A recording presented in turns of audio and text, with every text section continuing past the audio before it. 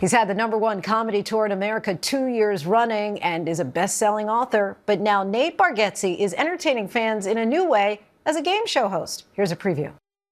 We asked 100 average American women, which of these is the worst thing a man can have on when he shows up for your date?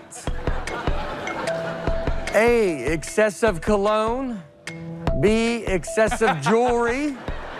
C, excessive hair gel. D, excessive spray tan.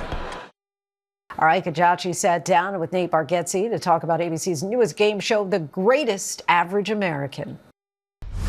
Nate, my man, thank you so much for joining us. Thanks for having me. Yeah. So, listen, you executive produced this show. How did you get the ball rolling on this? Yeah, I came up with it. I'm on the road, and so the idea just kind of came. I had a special called The Greatest Average American, and I always joke that that's what I was. So tell us, how does this game actually work?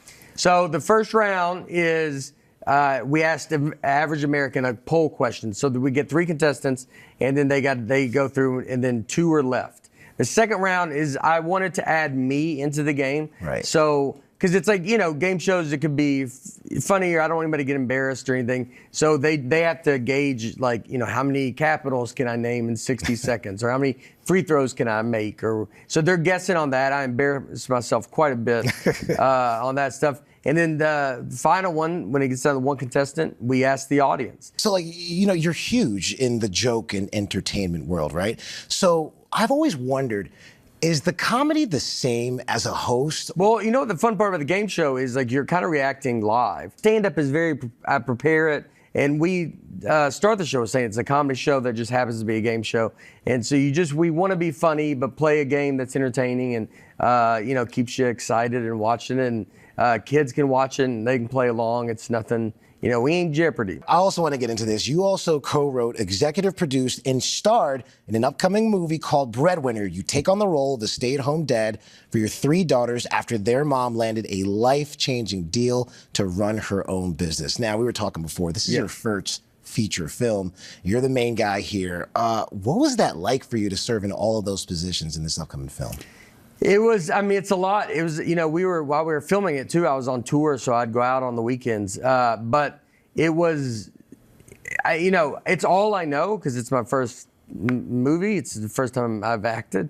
Our 3 daughters that we have in the movie, I relied on them a lot, like standing on where you're supposed to stand and all this stuff. You're not supposed to block the camera. You're not supposed to look into the camera. But it was, I liked it. It was like overwhelming. You're just in it. You're obsessed with it. And it was a very, I really, really enjoyed the experience. And I didn't know if I would. I was like, just being a stand-up, you're like, I'm kind of doing my own thing and I like what I'm doing. Writing it helped. So I knew a lot of the lines just as far as being a part of some of the writing.